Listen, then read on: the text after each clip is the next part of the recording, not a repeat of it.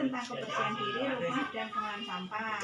Ini materinya tuh ringan Pak, cuman hal-hal kecil ini yang sebenarnya mempengaruhi kehidupan kita sehari-hari. Ini saya hanya mengingatkan. Nah, kenapa kita harus menjaga kebersihan diri dan rumah?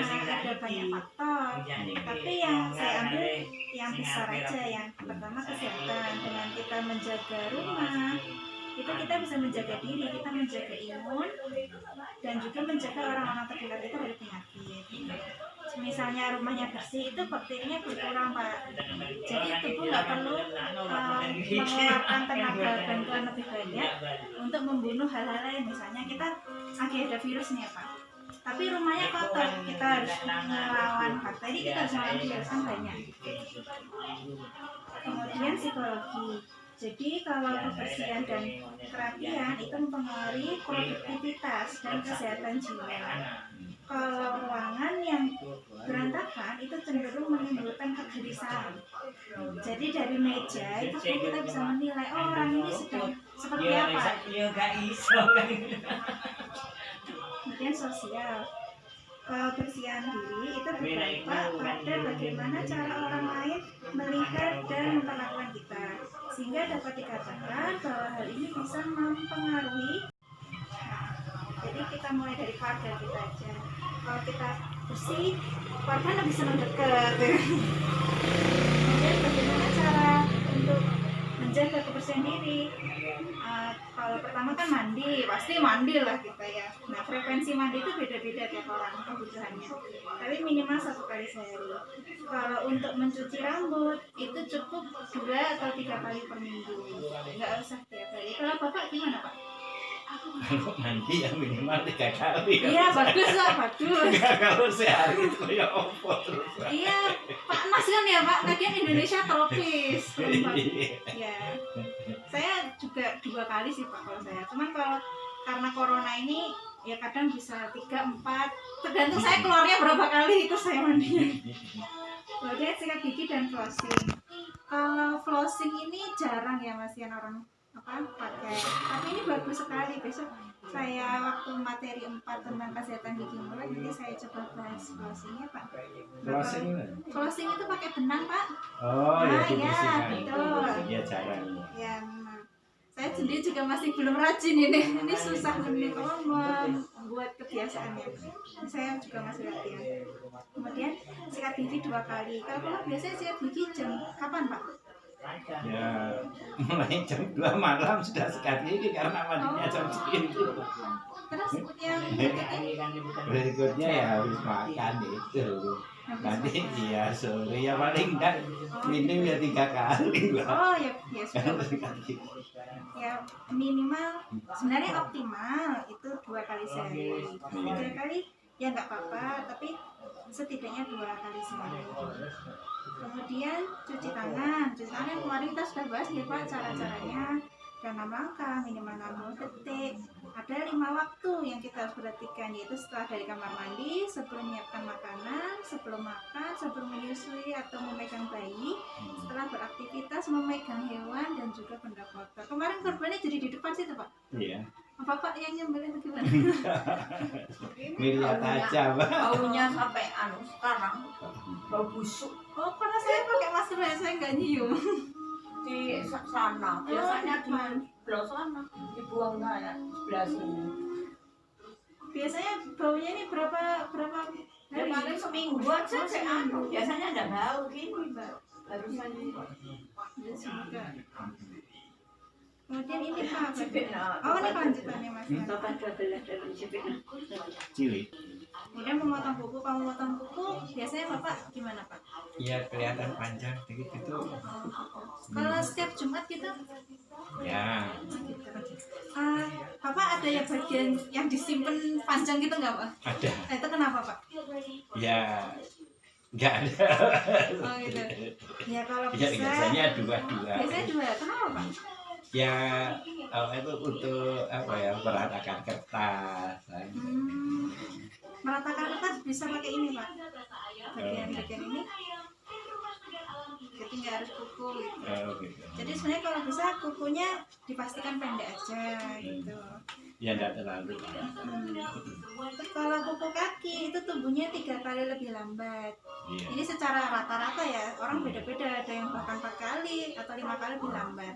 Jadi kalau kaki bisa sebulan sekali gitu. Biasanya orang jaga tangan tapi nggak jaga kaki. Saya kadang lupa juga. Kemudian cuci pakaian dan perlengkapan tidur. Nah kalau pakaian ini yang semua yang menempel di badan itu harus diganti tiap hari. Tidak harus dicuci tiap hari. Kalau tiap hari nyuci kan capek ya, tapi setiap hari harus diganti. Terus kalau spray atau spray tempat tidur itu optimalnya itu sebenarnya 1 minggu sekali diganti. Paling lama 2 minggu sekali. Kalau bapak gimana? Bisa rata-rata seminggu sekali. Oh ya, bagus. Kalau cuci setiap hari ya. Oh gitu. Oh itu termasuk rajin loh pak. Karena saya sendiri ganti spray ini 2 minggu tuh 2 minggu saya biasa 2 minggu. Kadang-kadang sebulan kalau lupa. Kemudian bagaimana cara membangun kebiasaan? Yang pertama biasakan. Kalau yang di atas ini berarti cuma kurang ini kayak pak, pemotongan kuku ini aja nih pak. Iya. Ya, sama sikat gigi sudah, cuci tangan sudah ya. Ya kalau bisa kita biasakan, misalnya kita fokus tentang pemerhatian kuku. Tiap Jumat sebelum sholat Jumat di alarm bisa, potong kuku, mandi, sholat gitu. Kemudian kalau bisa, bagaimana cara kita membiasakannya itu biasanya 21 hari. 21 hari itu continue. Kalau bisa, itu berarti kita bisa lanjut, itu bisa kita katakan oh aku sudah terbiasa gitu. Tapi kalau mau lebih yakin lagi 90 hari 90 hari kalau bisa continue berarti itu berhasil gitu. Dikasih reward juga, jadi kita aku udah berhasil ini, aku mau ngasih hadiah kepada diriku sendiri apa ya, mau makan enak atau apa gitu. Kemudian bagaimana cara meningkatkan kebersihan rumah? Ada 2 cara, ada declutter sama disinfeksi. Disinfeksi sudah kita bahas di bab 1 ya Pak. Kita bahas declutter aja. Nah, declutter ini artinya itu beres-beres Pak, merapikan, benah gitu.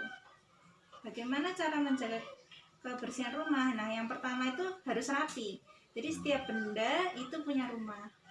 Gitu. Kenapa kok harus rapi? Karena kalau semakin berantakan, banyak debu, debunya itu yang memicu bakteri-bakteri dan sebagainya. Kemudian ajak anggota keluarga. Kalau sendiri bersih-bersih rumah itu capek nggak Pak? Jadi ya minta bantuan ibu. Terus ini apa itu declutter? Tadi ya declutter, bebenah bersih-bersih. Ini adalah menghilangkan benda-benda yang tidak digunakan, tidak diperlukan pada daerah-daerah yang penuh barang, tidak rapi gitu. Bagaimana cara declutter? Nah, ternyata declutter itu ada caranya. Ada banyak sebenarnya caranya, tapi ini salah satu aja yang Pak. Contohnya ini barangnya misalnya lemarinya Bapak, lemari baju, ada baju. Nah, baju itu kita pikirkan suka apa enggak, perlu apa enggak, apakah digunakan tiap hari. Kalau ya simpan, kalau enggak, misalnya ada baju yang kita sudah lama nggak pakai, kita nggak suka dan kita nggak pakai rutin, kita pikirkan kira-kira 1 tahun ke depan mau kita pakai apa enggak gitu. Kalau misalnya enggak, apakah sentimental? Sentimental di sini artinya ada kenangan enggak di situ gitu. Nah, kalau misalnya tidak, apakah rusak gitu? Kalau rusak, apakah ada rencana untuk memperbaiki gitu? Kalau misalnya nggak ada rencana memperbaiki, langsung kita pikirkan apa cocok kalau untuk diberikan ke orang lain. Kalau misalnya cocok, kita bisa jual atau donasi. Tapi kalau misalnya enggak, kita buang gitu. Ini cuma salah satu contoh sih Pak. Bisa banyak, bisa Bapak cari di internet bukan gimana. Karena kenapa kok kita kayak gini? Karena kalau kita nggak pikirkan, ya numpuk terus. Cuma ayo bisa geser, kasih lagi geser. Kemudian bagaimana cara mengolah sampah? Nah, yang sudah dibuang-buang itu kita kelola juga. Ada 3R. Ini sudah tahu kan Pak? 3R.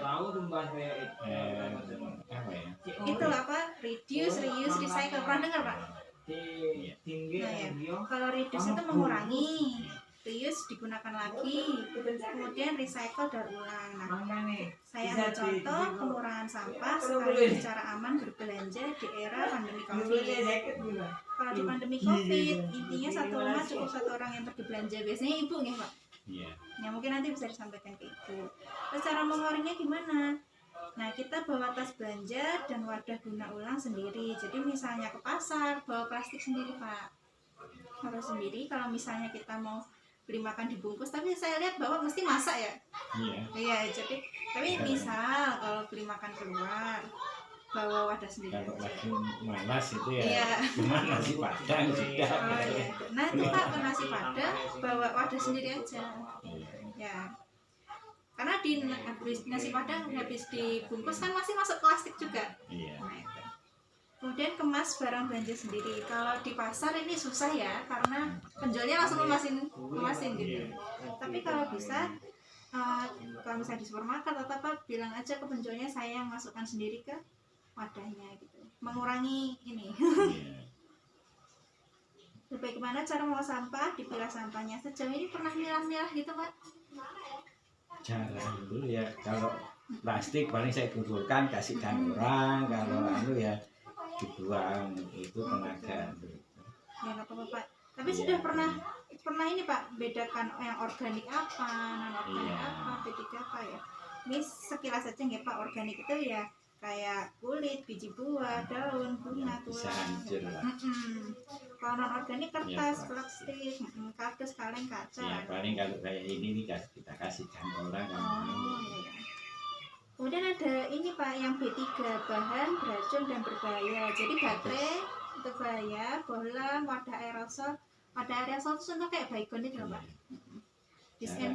Iya, disinfektan. Nah karena sekarang banyak masyarakat pakai disinfektan, jadi ini saya buatkan karena ya ini perlu perhatian, disinfektan, deterjen. Nah buangnya gimana? Kalau yang B3 tadi buangnya kita beri wadah dulu kedap air plastik, tapi kalau plastik satu lapis ya nggak apa-apa sih, yang penting kedap air, kemudian baru dibuang. Kemudian kalau ini bisa dijual ya, tadi diberikan ke orang, kemudian ini dibuat kompos. Sejauh ini pernah buat kompos Pak? Jarang. Jarang. Itu Pak bisa, kan Bapak nanam ya Pak? Iya. Nah itu biasanya komposnya apa Pak? Beli. Oh beli. Bisa ini Pak, coba dilihat di YouTube Takakura gitu Pak. Takakura. Itu nanti cara bikin kompos di rumah, jadi pakai wadah, nanti Bau cuma dijemur. kan pernah nyoba Kalau di nyoba ya? apa itu Mm-mm. bahkan kok bau lah, nggak usah lah, beli aja. Gitu ya. Kadang saya ditanam. Oh, Kalau ini. dulu saya di sana ada karena ada lahannya ditanam, nanti bisa digunakan, bisa sama kamu. Sebenarnya pengolahan sampah ini tujuannya untuk mengurangi bahan-bahan yang dibakar, pertama dibakar, kedua dibuang ke air, dan ketiga dibuang ke tanah. Sebenarnya ini tujuannya itu gitu. Ya kalau Bapak mungkin ada ketertarikan, bisa dilihat di YouTube yang Takakura itu Pak. Takakura. Oh, iya. Nanti saya coba kirim ini tulisannya kayak gini.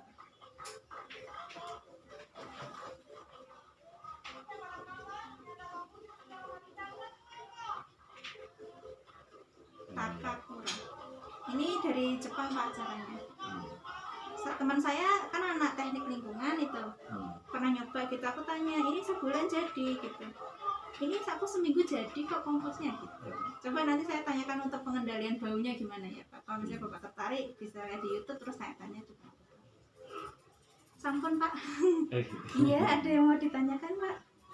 Saya Cukup jelas nih Pak. Iya. Kalau dari yang materi ketiga saya ini berarti saya perhatiannya cukup ke sini aja nggak Pak? Oh, iya. Potong kuku ya Pak.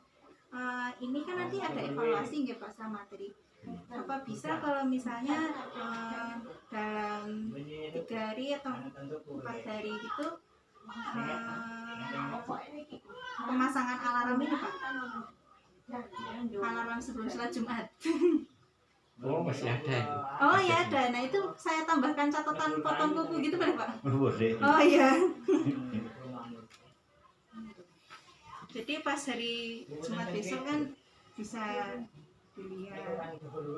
Karena menurut saya banyak soalnya. Blok, dia cedek pos.